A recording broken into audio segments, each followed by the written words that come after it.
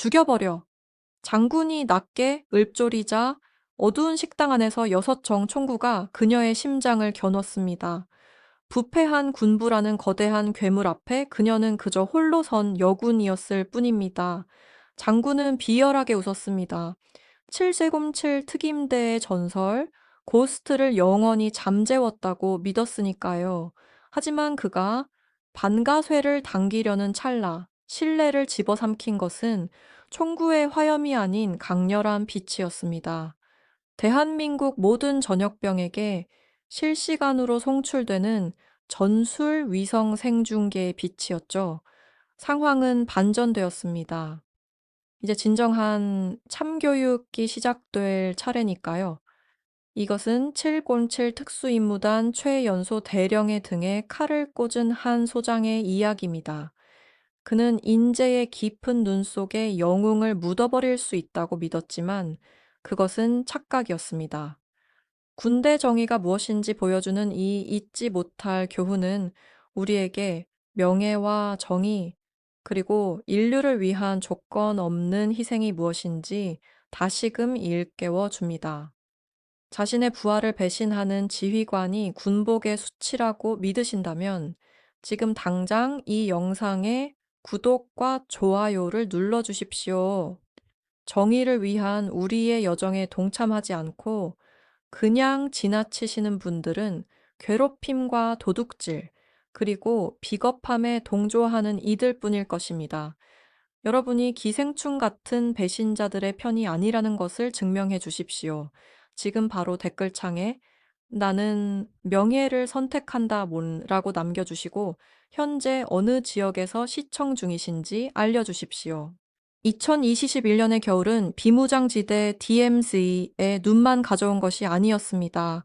그것은 죽음의 냄새를 함께 몰고 왔습니다. 철원 인근 402고지, 공기는 너무나 차가워 소나무 가지들이 툭툭 꺾일 정도입니다.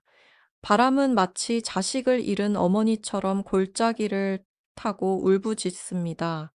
하지만 이 밤 바람 소리만 들리는 것은 아닙니다. 묵직하고 규칙적인 포성, 그리고 무정이 넘어 들려오는 절박한 잡음이 뒤섞입니다. 얕은 참호 안 7107 특수임무단 대원 4명이 고립되어 있습니다. 그들의 얼굴은 위장 크림과 얼어붙은 땀으로 뒤덮여 있습니다.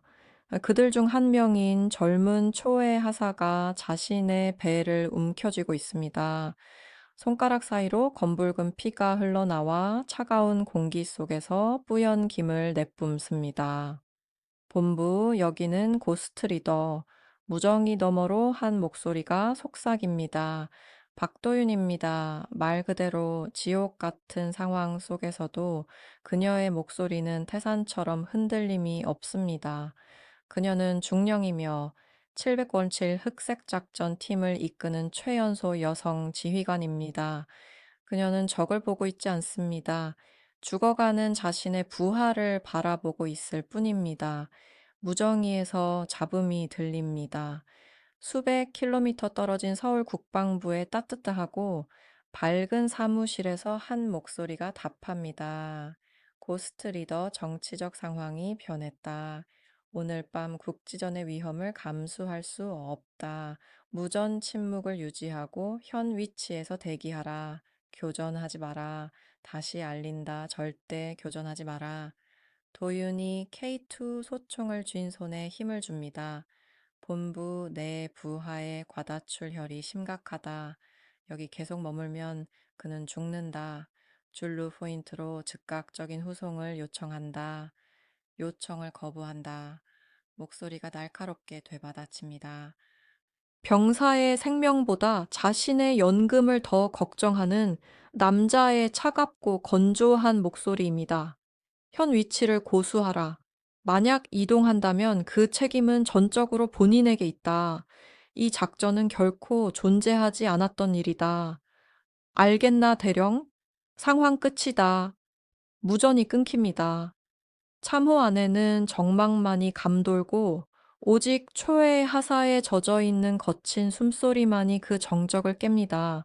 도유는 남은 3명의 대원을 바라봅니다. 그들도 그녀를 봅니다. 그들은 상황 끝이라는 말이 무엇을 의미하는지 알고 있습니다. 서울의 장군들이 북측과의 마찰을 피하려고 이미 그들을 작전 중 실종 처리해버렸다는 뜻입니다. 그들은 버려진 것입니다. 착검, 도윤이 말합니다. 그녀는 두 번째 명령을 기다리지 않습니다. 자신의 경력 따위는 안중에도 없습니다.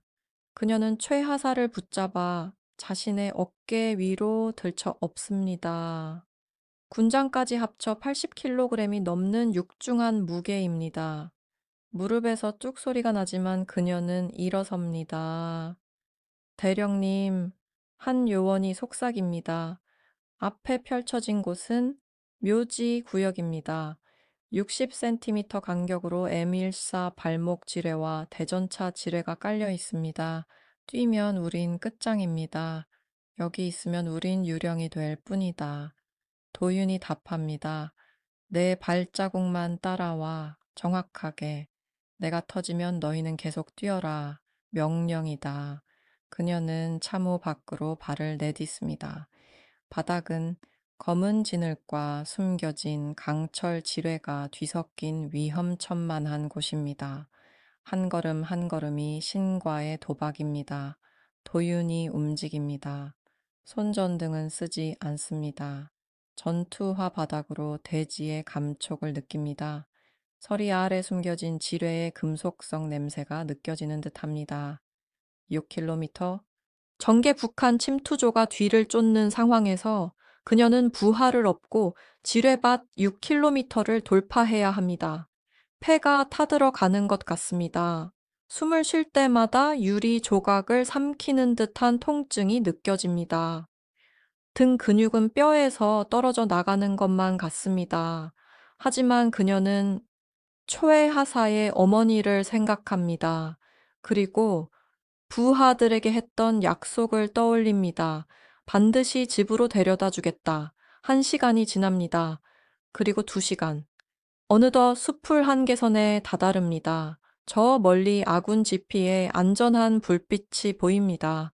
그때 갑자기 거대한 조명탄 하나가 하늘에서 터집니다. 세상이 눈이 멀 정도로 하얗게 변합니다.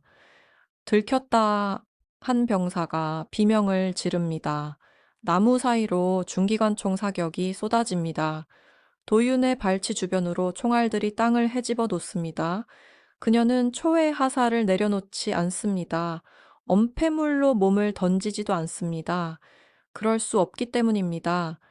지뢰를 밟는 순간 둘 다 죽습니다.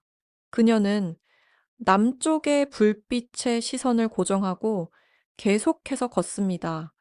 북한군의 탐조등이 능선을 훑고 지나가다 멈춥니다. 빛이 도윤을 정면으로 비춥니다. 그녀는 그 빛을 정면으로 응시합니다. 그녀의 얼굴은 순수한 한꺼의 가면을 쓴 듯합니다. 지치고 피투성이가 된 차에 자신의 정부로부터 버림받았지만 그녀는 결코 고개를 숙이지 않습니다. 그 시각, 서울, 한태식 소장이 그녀의 한 거를 열화상 생중계 화면으로 지켜보고 있습니다. 그는 비싼 위스키를 한 모금 마신 뒤 부관에게 몸을 돌립니다. 저 여자는 죽었어야 했어. 한 소장의 목소리에 도끼가 서려 있습니다. 살아 돌아온다면 우리가 그들을 버렸다는 사실을 세상에 알릴 거다. 국방부의 거가 저런 영웅이 돌아다니게 둘 순 없어. 우리에겐 너무 위험한 존재야. 다시 고지위, 박격포탄 하나가 10m 거리에 떨어집니다. 폭발의 충격이 도윤을 앞으로 날려버립니다. 그녀는 바닥에 거칠게 처박힙니다. 그녀의 베레모, 7몬전칠의 검은 베레모가 피에 젖은 채 진흙 속으로 떨어집니다. 탐조등은 여전히 그녀를 비추고 있습니다. 적들이 소리를 지르며 비탈을 타고 내려옵니다. 도유는 몸을 일으키려 하지만 다리에 감각이 없습니다. 그녀는 초의 하사를 봅니다. 그는 아직 숨을 쉬고 있지만 아주 희미합니다. 그녀가 권총으로 손을 뻗는 순간 누군가의 손이 그녀를 막아 세웁니다. 적의 손이 아닙니다. 그것은 그녀가 아직 깨닫지도 못한 배신의 차가운 그림자였습니다. 그녀가 구한 조국은 왜 훈장 대신 유배를 선물했을까요? 그리고 그날 밤 그녀의 무전망을 끊어버린 자는 누구였을까요? 한 발의 총성과 함께 화면이 암전됩니다. 도윤 대령은 묘지 구역에서 살아남을 수 있을까요? 아니면 방금 울린 총성은 적이 아닌 아군이 쏜 것일까요? 다음에 벌어질 일을 댓글로 예측해 주시고 구독 부탁드립니다. 인제로 향하는 길은 단순한 길이 아닙니다. 그것은 강원도의 험준한 산세 사이를 구불구불 기어가는 얼음뱀과 같습니다.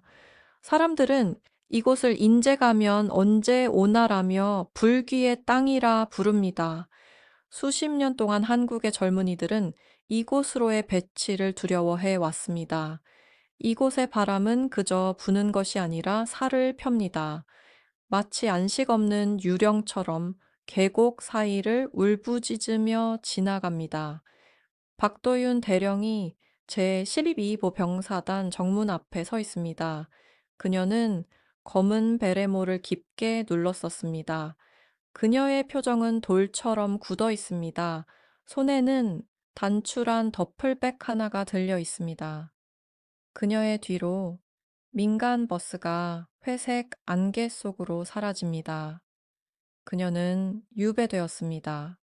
서울에 황금 잎사귀를 단 장군들은 사고미 이 고지에서 그녀를 죽이지 못하자 침묵 속에서 얼어 죽으라며 이곳으로 보낸 것입니다. 용무를 말씀하십시오. 젊은 이병이 말합니다. 그의 목소리가 떨립니다. 그는 도윤의 계급을 보고 이어서 그녀의 베레모를 봅니다. 그의 눈이 커집니다. 군대 안에 있는 사람이라면 누구나 707의 고스트에 대해 들어봤기 때문입니다. 대령 박도윤, 신임 부사단장으로 보직 신고하러 왔다. 그녀가 말합니다. 목소리는 침착합니다. 이병이 클립보드를 확인합니다. 그의 얼굴이 창백해집니다. 대령님, 제보고 사항에는 출입 금지라고 되어 있습니다. 한 장군님께서 전면 보안 폐쇄를 명령하셨습니다. 사령부에서 실물 서명이 내려올 때까지 밖에서 대기하셔야 합니다. 밖에서 도윤이 묻습니다. 기온은 영하 15도입니다. 그렇습니다. 한태식 소장님, 본인의 직접 명령이십니다. 도윤은 따지지 않습니다. 소리 지르지도 않습니다. 그녀는 이것이 기싸움이라는 것을 압니다. 한 소장이 CCTV를 통해 그녀를 지켜보며 무너지기를 기다리고 있다는 사실을 알고 있습니다. 그녀는 얼어붙은 땅바닥에 가방을 내려놓고 차렷 자세로 서 있습니다. 1시간이 흐릅니다. 얇은 정복 위로 바람이 살을 뚫고 지나갑니다. 2시간이 흐릅니다. 그녀의 입술이 옅은 푸른색으로 변합니다. 3시간이 흐릅니다. 도유는 움직이지 않습니다. 하지만 그녀는 그저 서 있기만 한 것이 아닙니다. 지켜보고 있습니다. 위병소에 있는 이병들을 봅니다. 그들의 디지털 무늬 군복은 얇고 해져 있습니다. 전투화 밑창에는 구멍이 나 있습니다. 한 병사는 믹서기에 자갈을 넣고 돌리는 듯한 기침 소리를 냅니다. 그녀는 부대로 들어가는 보급 트럭들을 살펴봅니다. 반쯤 비어 있습니다. 근처 간부 전용 주차장을 봅니다. 값비싼 검은색 세단들로 가득합니다. 댓글로 알려주십시오. 인제나 양구에서 복무하셨던 선배님들, 그 뼈를 깎는 추위를 기억하십니까? 여러분의 부대는 그 겨울을 어떻게 버텼습니까? 아래에 사단 번호를 남겨주십시오. 갑자기 얼음 위를 구르는 타이어 소리가 정적을 깹니다. 검은색 세단 한 대가 멈춰 섭니다. 김상호 중령이 차에서 내립니다. 인자해 보이는 얼굴에 허리띠를 밀어내는 배를 가진 남자입니다. 그의 군복은 완벽하게 다려져 있습니다. 그에게서 값비싼 담배와 커피 향이 풍깁니다. 오, 이런 박 대령님. 사과드립니다. 김중령이 웃습니다. 그 소리는 기름지고 가식적입니다. 행정착오로 서류가 누락됐나 봅니다. 한 장군님이 워낙 바쁘신 분이라 대령님이 오늘 오시는 걸 깜빡하셨군요. 도윤이 그의 눈을 똑바로 쳐다봅니다. 김중령, 정문에 있는 당신들 병사들은 초기 동상 증상을 보이고 있고 장비는 10년이나 지났더군. 이유가 뭔가? 김중령의 미소가 사라집니다. 인제는 가난한 동네입니다, 대령님. 있는 대로 맞춰 살아야죠. 자, 가시죠. 장군님이 기다리십니다. 그들은 부대를 가로질러 걷습니다. 도유는 식당을 봅니다. 음식 냄새가 약합니다. 거의 맹물 같은 무국과 밥뿐입니다. 그녀는 창고 하나를 지나치다 병사들에게 지급되지 않고 개인용 벤에 실리고 있는 고급 방한 장비 상자들을 목격합니다. 서울 놈들은 그저 그녀를 괴롭히는 게 아닙니다. 그들은 대한민국의 아들들에게서 도둑질을 하고 있습니다. 병사들의 안전을 팔아 자신들의 통장, 장호를 채우고 있는 것입니다. 그들은 사단 사령부에 도착합니다. 아는 히터가 빵빵하게 돌아갑니다. 정문과 비교하면 마치 열대섬 같습니다. 한태식 소장이 거대한 마호가니 책상 뒤에 앉아 있습니다. 그는 따뜻한 차 한 잔을 들고 있습니다. 그는 일어서지도 경례를 받지도 않습니다. 박도윤, 한 소장이 마치 쓰레기 이름을 부르듯 그녀를 부릅니다. 12사단에 온 걸 환영한다. 정문에서의 기다림이 내 처지를 깨닫게 해 줬길 바란다. 여기서 넌 영웅이 아니다. 그저 서기일 뿐이야. 내가 주는 보급 보고서에 서명이나 하고 내 눈앞에서 알랑거리지 마라. 장군님, 따뜻한 방 안에 도윤의 목소리가 울려 퍼집니다. 정문에 있는 병사들을 봤습니다. 비어있는 보급 트럭들도 봤고요. 동계남방 예산은 다 어디로 갔습니까? 한 소장이 웃습니다. 차갑고 건조한 소리입니다. 그가 몸을 앞으로 숙입니다. 예산은 내가 말하는 곳에 있다. 여기서 살아남고 싶다면 입 닥치는 법부터 배워라. 다시 한번 고스트, 흉내를 내려 한다면 인재의 산들이 널 삼켜버릴 거다. 알아들었나? 도유는 장군을 쳐다봅니다. 그녀는 지휘관을 보고 있는 게 아닙니다. 군복을 입은 도둑을 보고 있습니다. 아주 잘 알아들었습니다, 장군님. 그녀가 조용히 대답합니다. 한 소장이 김상호 중령에게 고개를 끄덕입니다. 이 사람 사무실로 안내해, 서명해야 할 특별한 서류들을 갖다 주고, 도윤이 방을 나가자 김상호가 뒤에 남습니다. 그는 묵직한 참나무 문을 닫습니다.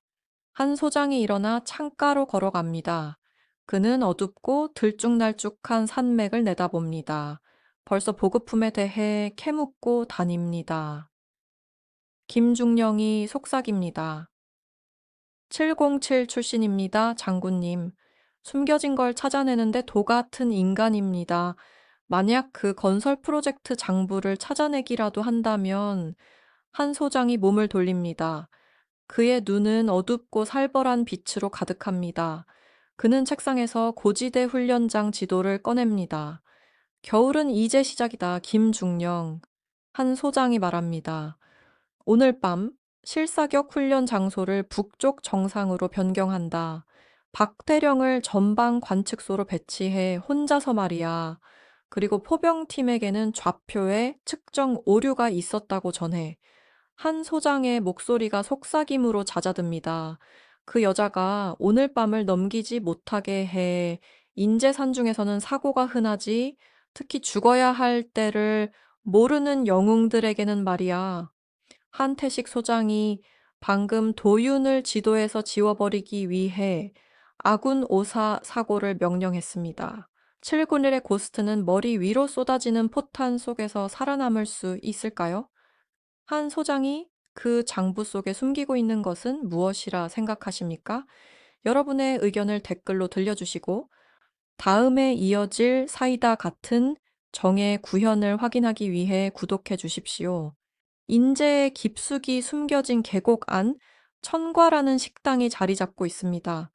고목과 검은 기와로 만들어진 아름다운 한옥 건물입니다. 안으로 들어서면 바닥은 따끈하게 달궈져 있고 공기 중에는 숯불 향과 비싼 향신료 냄새가 감돕니다. 얼어붙은 내무반과 몸을 떨던 병사들의 모습과는 전혀 다른 세상입니다. 박도윤 대령이 길고 낮은 나무 탁자에 앉아 있습니다. 그녀의 맞은편에는 한태식 소장과 그의 그림자인 김상호 중령이 앉아 있습니다. 상 위에는 음식이 가득합니다. 지방이 골고루 퍼진 최고급 한우가 불판 위에서 지글지글 소리를 내며 익어갑니다. 이병의 연봉보다 비싼 오래된 위스키 병들도 보입니다. 박 대령 좀 들게. 한 장군이 은색 젓가락으로 고기 한 점을 뒤집으며 말합니다. 인제는 외로운 곳이야. 자네 같은 여자라면 즐길 수 있을 때 이런 호사를 누려야지. 도유는 고기를 바라봅니다. 그녀는 젓가락에 손도 대지 않았습니다. 그녀의 마음은 오늘 낮에 보았던 식당에 가 있습니다. 맹물 같은 무국 한 사발을 받기 위해 줄을 서 있던 19살 소년들이 떠오릅니다.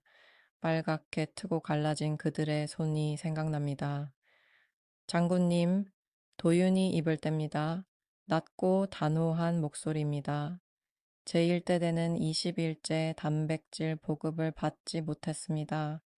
내무반 남방유는 오늘 아침부터 절반으로 줄었고요. 그런데 이 상 위에는 한 분대를 먹이고도 남을 음식이 차려져 있군요. 한 장군이 껄껄 웃습니다. 그는 위스키 한 잔을 따라 그녀 쪽으로 밀어줍니다. 병사들 말인가? 그놈들은 젊어 배고픔이 인성을 만드는 법이지. 게다가 그놈들에겐 우리 같은 지도자가 짊어진 책임의 무게가 없지 않은가. 그는 탁자 아래로 손을 뻗어 묵직한 가죽 서류 가방을 꺼냅니다. 잠금 장치를 툭 하고 열자 안에는 5만 원권 지폐가 빳빳하게 뭉치로 쌓여 있습니다. 5천만 원 일세. 한 장군이 속삭입니다. 이건 시작일 뿐이야. 내가 원하는 건 새로 지을 산악 벙커 유령 건설 프로젝트에 자네 서명이 들어가는 것뿐이라네. 병사들 먹이고 들 돈? 그건 우리 미래를 위해게 쓰는 게 훨씬 낫지 않겠나? 안 그런가? 김상호 중령이 탐욕스러운 눈빛으로 거듭니다. 서명하십시오, 대령님. 장군님께서 봄이 오기 전에 자네를 준장으로 만들어 주실 수 있습니다. 이 얼어붙은 지옥을 떠나 서울 사무실 책상으로 돌아갈 수 있다고요. 바보같이 굴지 마십시오. 도유는 돈을 바라봅니다. 그리고 은색 잔에 담긴 위스키를 봅니다. 그녀는 대신 물컵을 집어듭니다. 그리고 천천히 차분하게 물 한 모금을 마십니다. 수치 타오르는 소리 외에는 방 안에 정적이 흐릅니다. 한 장군님. 그녀가 그의 눈을 똑바로 응시하며 말합니다. 전 평생을 707에서 보냈습니다. DMZ에서 살아남기 위해 흙을 씹어 먹기도 했죠. 희생의 맛이 어떤 것인지 잘 압니다. 그녀가 불판 위에서 지글거리는 한우를 가리킵니다. 제 병사들은 저 밖의 찬바람 속에서 빈속으로 이 나라를 지키고 있습니다. 말씀해 보십시오, 장군님. 이 고기 맛이 그들의 땀 맛입니까? 아니면 장군님이 굶기고 있는 저 아들들의 피 맛입니까? 한 장군의 얼굴에서 미소가 사라지는 것을 넘어 완전히 죽어버립니다. 그의 눈은 차가운 유리 파편처럼 가늘어집니다. 그가 탁자를 내리치자 위스키 잔이 펄쩍 뛰어오릅니다. 건방진 년 같으니라고 한 장군이 으르렁거립니다. 그 베레모 하나 썼다고 네가 뭐라도 된 줄 아나 본데 여긴 내 집이다. 내가 황금 사다리를 내려줬더니 거기다 침을 뱉어? 도윤이 일어섭니다. 두려운 기색은 전혀 없습니다. 오히려 혐오 섞인 표정입니다. 날이 밝는 대로 헌병대에 보고서를 제출하겠습니다. 그 돈은 넣어 두시죠, 장군님. 실력 좋은 변호사를 사려면 필요할 테니까요.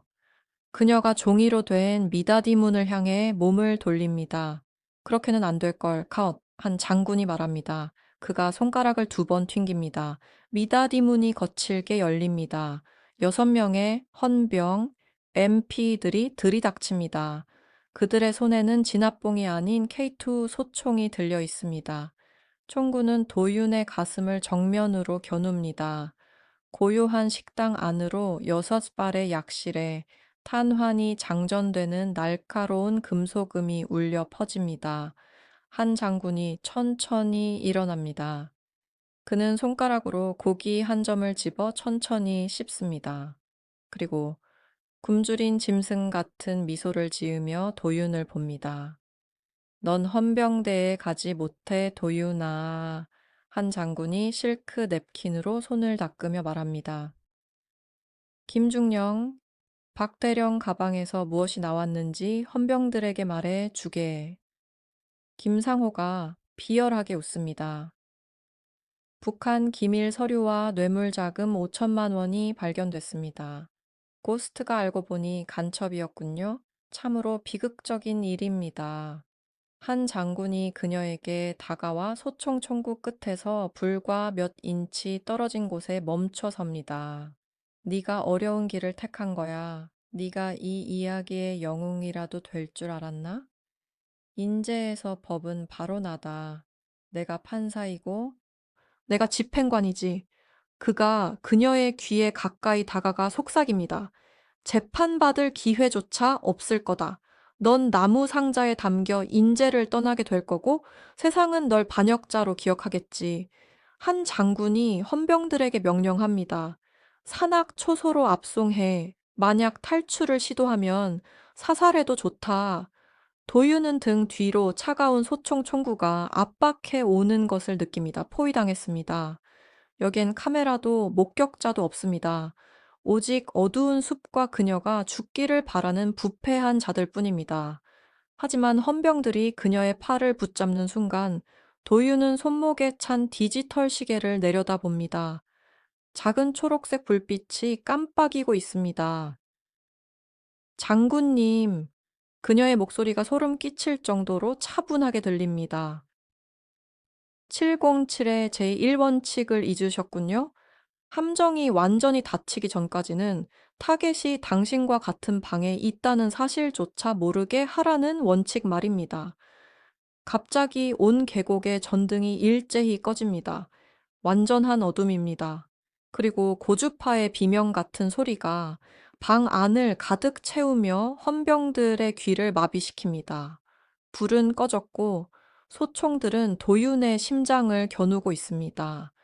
그녀의 시계에서 깜빡이는 작은 초록색 빛은 무엇일까요? 그녀는 정말 이 만찬에 혼자 온 것일까요?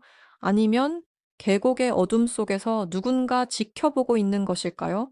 저 신호 너머에 누가 있는지 댓글로 예측해 보십시오. 한옥식당 안은 완벽한 어둠에 잠겼습니다. 제모에서 나오는 고주파 비명이 모두의 귓전을 때립니다. 헌병들이 비틀거립니다. K2 소총을 쥔 그들의 손가락이 떨립니다. 그들은 내무반 생활에 길들여졌을 뿐 특수부대 전문가가 설계한 정전 상황에는 훈련되어 있지 않습니다. 한태식 소장이 더듬거리며 라이터를 찾습니다. 작은 불꽃이 흔들리며 그의 얼굴에 불안한 주황빛을 비춥니다. 추하고 겁에 질린 얼굴입니다. 잡아, 전현을 잡아. 안 소장이 비명을 지릅니다. 여자 혼자일 뿐이야. 어서 붙잡아. 하지만 도유는 이미 움직이고 있었습니다. 희미한 불빛 속에서 그녀는 한 마리 그림자 같습니다. 그녀는 무기를 쓰지 않습니다. 오직 손바닥과 팔꿈치만을 사용합니다. 그녀가 첫 번째 헌병의 명치를 타격하자 둔탁한 소리가 울려 퍼집니다. 그는 소리도 없이 쓰러집니다. 그녀는 회전하며 두 번째 남자의 손에서 소총을 걷어찹니다. 물러서 도윤이 말합니다. 크지 않은 목소리였지만 패닉을 뚫고 지나갈 만큼 날카로웠습니다. 그녀는 방 한가운데에 섭니다. 그리고 왼쪽 손목을 들어 올립니다. 시계의 작은 초록색 불빛은 이제 일정하게 빛나는 푸른색으로 변화해 있습니다. 한 장군님, 그녀가 입을 뗍니다. 이 계곡을 침묵시키려고 수억 원을 들여 휴대전화 제머를 깔아두셨더군요.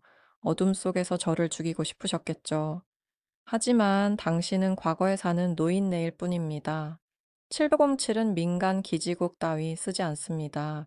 우리는 무궁화 5호 전술 위성을 씁니다. 그녀가 시계 옆면의 버튼을 누릅니다. 갑자기 렌즈에서 홀로그램 영상이 뿜어져 나옵니다. 영상은 식당의 하얀 창호지 벽면에 반사됩니다. 그것은 실시간 생중계 화면이었습니다. 그리고 그 화면 위로 수백 개의 채팅 메시지가 빛의 속도로 올라가고 있습니다. 한 소장이 벽을 응시합니다. 그의 얼굴이 잿빛으로 변합니다. 영상 속에는 자신의 모습이 보입니다. 돈 가방이 보입니다. 그리고 재생되는 화면 속에서 자신의 목소리가 들려옵니다. 예산은 내가 말하는 곳에 있다. 배고픔이 인성을 만드는 법이지. 이 영상은 지금 전국 전우회에 생중계되고 있습니다. 도윤이 말합니다. 지금 이 순간 은퇴한 상사, 대령, 장군들까지 3만 명의 예비역이 당신을 지켜보고 있습니다. 백마부대와 맹호부대의 늙은 호병들이 당신이 그들의 손자들을 어떻게 대하고 있는지 똑똑히 보고 있단 말입니다. 댓글로 의견을 들려주십시오. 만약 여러분이 예비역으로서 이 생중계를 보고 있다면 병사들의 음식을 훔치는 장군에게 뭐라고 하시겠습니까? 한 소장에게 전하는 메시지를 아래에 남겨주십시오. 서울과 부산의 거실에서 노신사들이 자리에서 일어납니다. 그들은 떨리는 손으로 휴대전화와 컴퓨터 화면을 바라보고 있습니다. 진흙탕에서 싸웠던 사람들입니다. 자신들의 땀으로 대한민국 육군을 일궈낸 사람들입니다. 황금 잎사귀를 단 장군이 이병의 배고픔을 조롱하는 모습은 화약고에 던져진 불꽃과도 같았습니다. 꺼버려. 한 소장이 김상호 중령에게 소리칩니다. 김중령, 뭐라도 좀 해봐. 하지만 김상호는 얼어붙었습니다. 그는 이제 끝났다는 것을 압니다. 인터넷을 통한 공개 처형 앞에서는 서울 라인도 그들을 지켜줄 수 없습니다. 이미 늦었습니다. 도윤이 말합니다. 그녀는 탁자로 걸어가 돈 가방을 집어 듭니다. 그리고 방 한가운데로 던져버립니다. 이 돈은 추사단 식당의 몫입니다. 그리고 그 서류들, 진짜 서류는 이미 청와대 손에 넘어갔습니다. 한 소장의 눈에 핏발이 섭니다. 그는 이성을 잃었습니다. 그는 쓰러진 헌병의 소총을 향해 달려듭니다. 내 손으로 죽여버리겠다. 투항겁으로 사살했다고 하면 그만이야.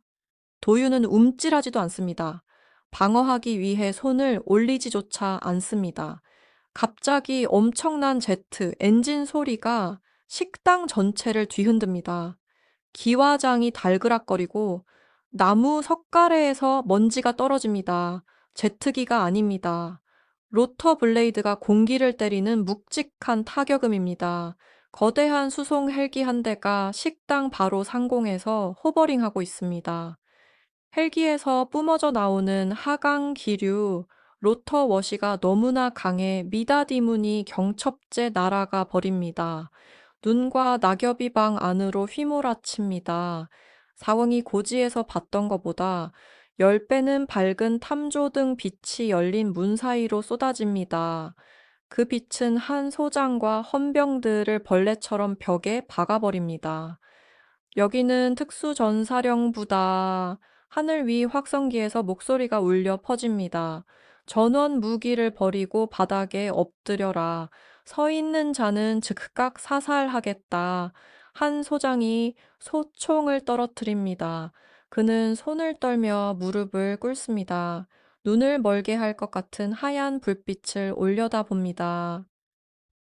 서울에서 온 헌병대입니까? 김상호가 눈을 가리며 신음합니다. 우리가 체포되는 겁니까? 도윤은 헬기의 실루엣을 바라봅니다. 그녀는 꼬리 날개의 마킹을 알아봅니다. 경찰이 아닙니다. 일반 육군도 아닙니다. 검은 로프가 하늘에서 내려옵니다. 야간 투시경을 쓰고 K7 소음 기관 단총으로 무장한 전술 요원 4명이 순식간에 하강합니다. 그들은 소리 없이 바닥에 착지합니다. 그들은 한 소장도 김중령도 쳐다보지 않습니다. 그들은 곧장 도윤에게 걸어가 차렷, 자세를 취합니다. 장갑이 터져나갈 듯 강하게 경례를 붙입니다. 대령님, 요청하신 대로 7007 특수임무단 도착했습니다. 도윤이 경례를 받습니다. 하지만 그녀의 표정은 여전히 어둡습니다. 그녀는 팀장의 조끼에 달린 무정이를 바라봅니다. 붉은 불빛이 깜빡이고 있습니다. 국방부로부터 온 우선순위 신호입니다. 요원이 몸을 숙여 속삭입니다. 대령님, 문제가 생겼습니다. 지금 기갑 차량 행렬이 12사단 연병장을 향해 이동 중입니다. 장군을 체포하러 오는 게 아닙니다. 서울 라인의 흥룡 부대입니다. 증거를 인멸하기 위해 기지 전체를 청소하라는 명령을 받았습니다. 상공의 헬기가 기수를 돌리기 시작합니다.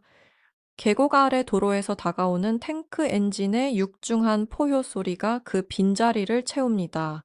한 소장이 탱크 소리를 듣습니다. 그는 도윤을 바라보며 웃기 시작합니다. 높고 미친 듯한 웃음소리입니다. 네가 이긴 줄 알았지. 내 친구들이 오고 있다. 이 산 전체를 태워버리러 오고 있다고. 도윤아, 너와 내 알량한 특수부대 놈들은 이제 진짜 유령이 될 거다. 707이 도착했지만 부패한 서울 라인의 탱크들도 도착했습니다. 소수의 전개 요원들이 거대한 기갑 부대를 막아낼 수 있을까요? 흥룡 부대를 이끄는 자는 누구이며 왜 그들은 비밀을 지키기 위해 아군까지 죽이려 하는 걸까요? 마지막 결전을 댓글로 예측해 주십시오. 인제 계곡 위로 해가 떠오르지만 그 어떤 온기도 전해주지 못합니다. 하늘은 날카롭고 차가운 푸른색입니다.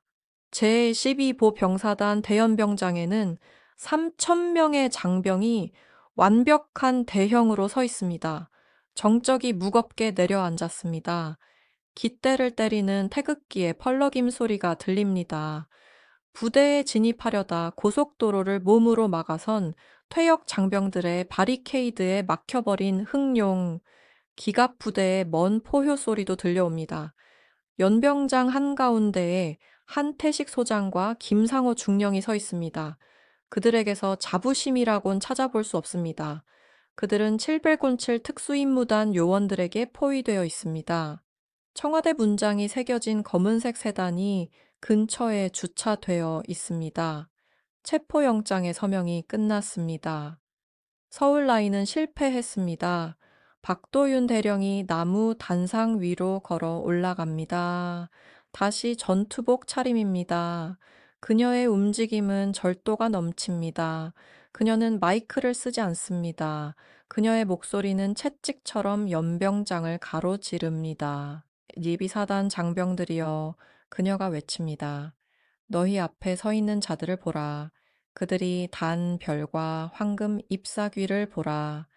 지난 2년 동안 너희가 추위 속에 잠들 때, 너희가 빈속으로 훈련할 때, 너희가 구멍난 전투화를 신고 있을 때, 저들은 너희 아버지가 한 달 내내 피땀 흘려 번 월급보다 비싼 위스키를 마셨다.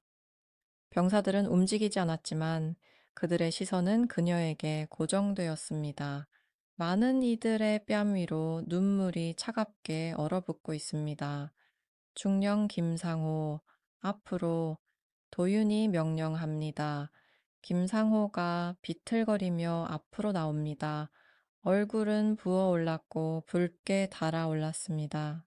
그는 바닥을 보려 하지만 도윤은 그의 턱을 잡아채며 그가 배신한 3,000명의 19살 소년들을 똑똑히 보게 만듭니다. 넌 대한민국의 아들들을 소모품이라 불렀다. 배고픔이 인성을 만든다며 그들의 고깃값을 팔아 내 배를 불렸지. 도윤이 말합니다. 그녀의 목소리는 억눌린 분노로 떨리고 있습니다. 그녀가 손을 뻗습니다. 눈이 따라갈 수 없을 정도로 빠른 움직임입니다. 그녀는 김중령의 가슴에 달린 대대장 휘장을 움켜잡습니다.